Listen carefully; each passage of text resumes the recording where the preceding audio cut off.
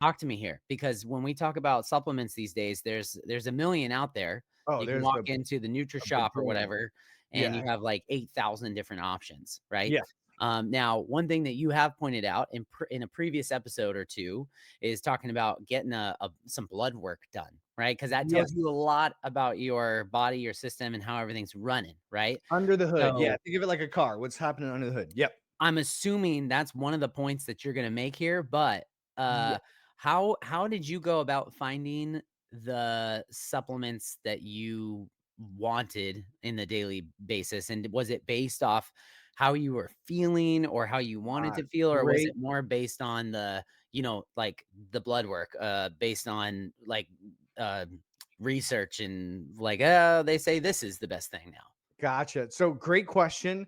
And it's kind of two parts. So in my younger years, before experience and education, supplements wasn't a big part outside of the traditional, I think, like gym bro, right? So like protein shake, you heard I'm about a creatine. creatine, Yeah.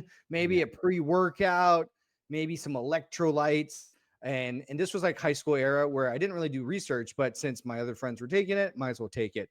I learned quickly that that was very expensive, right? So it was expensive with very little results.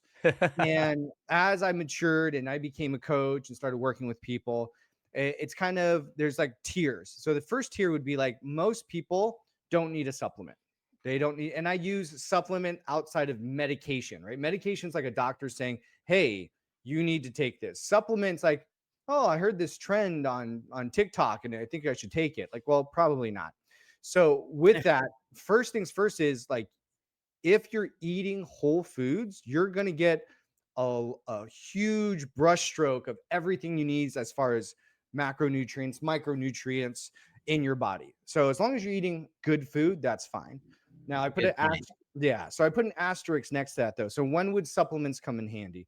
Well, if you were eating whole foods for an extended period of time, I would say a couple years, and you know how you feel, and you're still like, hey, I'm kind of lacking here, or I know I'm not getting enough protein, then we would add supplement. But think of supplement as like the last 5%, right? 95% would be food. The next category of that is I work with a lot of kind of high paced, I don't want to say execs because they're not all execs, but they have a lot of plates in the air. And so it's a time issue. So that's where supplements come in too. So, like, hey, Robert, I'm a sales rep. I travel for a living and I'm always in airports, right? So, like, hey, it's not always the best idea. That's when we Yeah. can talk about supplementing maybe with like a protein bar or a pre made meal, stuff like that.